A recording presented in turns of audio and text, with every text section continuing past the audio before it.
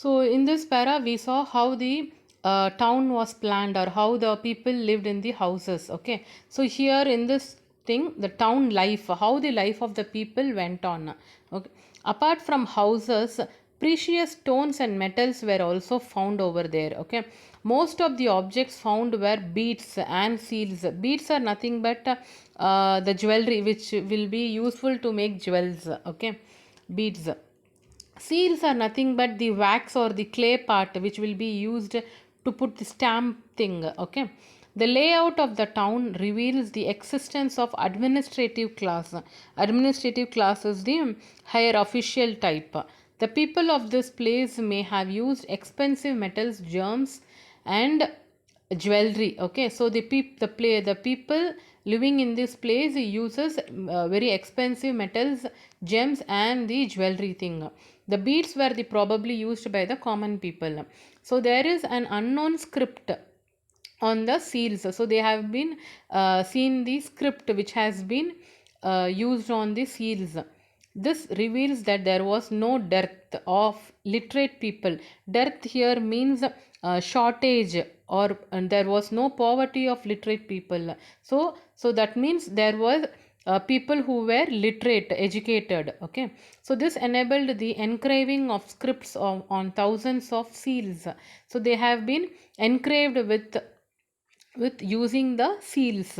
Seals is nothing but the clay or the wax part which will be used to put seals, right? That thing. Okay. So the people of Harappan culture had depended on agriculture and trade. So wheat, barley, pulses, and mustard were their main crops. So they had learned to grow cotton, and even they started to view the cloth. So we can say that they knew irrigation since many towns were situated on the banks of the rivers. Irrigation is nothing but the supply of water to land or to crops. So because why? Because they have been situated near the banks of the river. So they were situated near the rivers. They had domesticated the humped bull. Humped bull is nothing but the male what ox and bull are the male cattle, right? So humped bull is used to breed cow, buffalo, sheep, goat, dog, and hen, and were engaged in cattle rearing. Okay, bringing up or growing up, sheep rearing, and poultry. Okay, oxen were used to carry heavy loads. Trade and commerce had assumed primary importance along with agriculture. So these all were involved as the life of the people living in the town. So the towns carried on business with rural areas. Baluchistan is the place which now it's near to the Iran. Okay, Saurashtra and the Deccan were some of these areas. The seals obtained at Mesopotamia established the fact that the Indus Valley civilization had trade relationships with it. Mesopotamia now it's near Iraq. Okay, so thus we can conclude with that saying that they have trade between the Indus Valley civilization and the Mesopotamians. The decline of the towns, how the towns have been declined, destroyed. Okay, the situation in these places began to change from 4,000 years ago. So there were reasons apart from natural reasons. Okay, so we are going to see how the towns have been declined, how the towns have been destroyed. So the walls of the Harappan fort were further strengthened. So the Harappan fort has been further strengthened. How? Towards the final days of this town, its west gate was closed completely. Okay. So the spacious rooms of the Mohenjo-daro became smaller. So they made it very smaller. Huge buildings turned into huts. So heavy, huge, big buildings have been turned into huts. Neither the town planning nor the road planning was systematic at that time. So they didn't even plan how the town should be as well as how the road should be. So there was not a systematic change in that time at that time. Historians have given various explanations for the decline of these towns. So many historians gave various explanation how the towns has been declined. Some feel that the dried rivers are as the reason. So because of the rivers becoming dry, so they made one reason as that. and the others feel that the changed course of rivers was the reason. Changed course means overflow of rivers have destroyed the towns. So that was one reason. Other historian have cited the destruction of forest as the cost. So though as they have destructed the forest, so the towns has been destroyed. Probably inundation by floods would be the reason. So after discussing about how they have been declined, they came to a conclusion that due to floods it has been inundation means overflow of water, which is by floods have been the reason. So people living in Indus Valley and some sides of West Punjab might have deserted the area and migrated to new areas in the east and south. So they migrated, so they shifted to the new areas. So this civilization survived in Lothal town of Gujarat. Lothal is the place in Gujarat for some more years.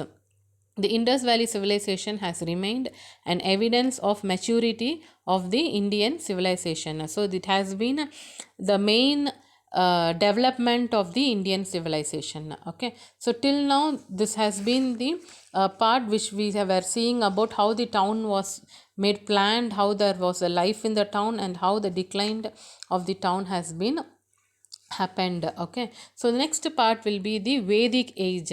So Vedic, Aryans compiled the Vedas. Aryans are the people who were living from the prehistoric period. So they compiled means they followed the Vedas.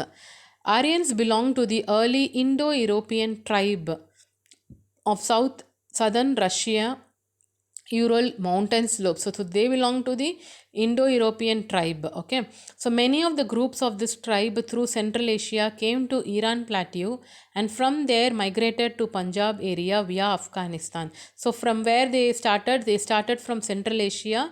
They came to Iran plateau and then they migrated to Punjab area via Afghanistan. According to well-known historian B.K. Ghosh in History. So according to him, this was happened. And Culture of the Indian People published by Bharatiya Vidya Bhavan. So this has been published in Bharatiya Vidya Bhavan. Okay.